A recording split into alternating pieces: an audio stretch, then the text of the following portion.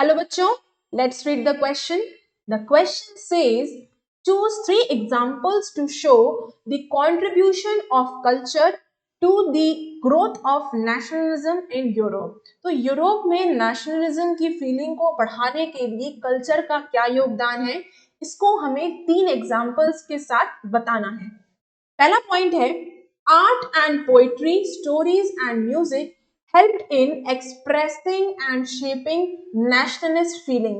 तो नेशनलिज्म की फीलिंग को शेप देने में, उनको और ज्यादा बढ़ाने में, एक्सप्रेस करने में आर्ट यानी कि कला, पोइट्री यानी कि कविता, स्टोरीज का मतलब कहानियां एंड म्यूजिक का मतलब संगीत, इनका एक बहुत ही इंपॉर्टेंट रोल है. ये हेल्प करती है किसी भी नेशन के नेशनलिज्म की फीलिंग डेवलप करने में.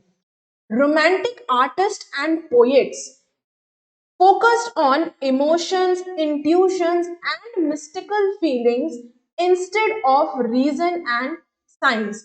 तो इन रोमांटिक आर्टिस्ट ने और पोएट्स ने रीजन और साइंस के ऊपर फोकस ज्यादा ना करके किस चीज पर फोकस किया? लोगों के इमोशंस पे, लोगों के इंट्यूशंस पे एंड मिस्टिकल फीलिंग्स, यानी जो उनकी स्पिरिचुअल फीलिंग्स हैं, जो उनकी वंडरफुल फीलिंग्स हैं, उन पे ज्यादा कॉन्सेंट्रेट किया, उन पे ज्यादा फोकस किया as compared to reason and science.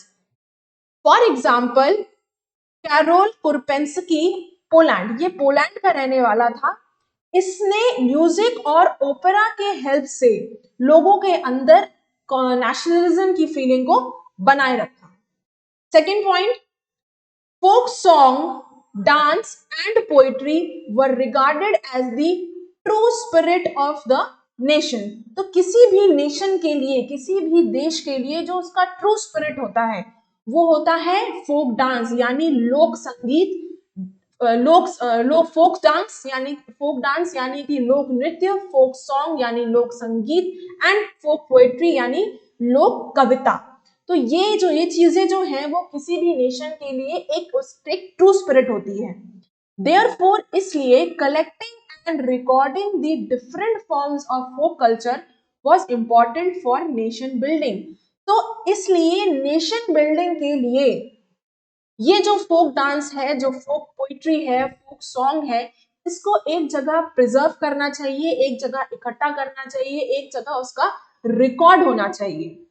For example, Gottfried हर्डर एक जर्मन फिलोसोफर था जिसने फोक डांस, फोक सॉन्ग, फोक पोइट्री के मदद से लोगों के अंदर नेशनलिज्म की फीलिंग को और ज्यादा बढ़ाया था, ग्रो किया था. Third point is, the language was also equally important in developing nationalist feeling. Nationalism की feeling को develop करने में लोगों के अंदर लैंग्वेज का भी एक बहुत ही इंपॉर्टेंट रोल है, एक बहुत ही महत्वपूर्ण स्थान है. For example, in Poland national feeling were kept alive through music and language.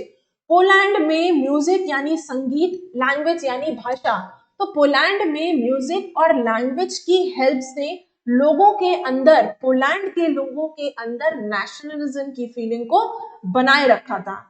So I hope you understood the question as well as the answer. Best of luck.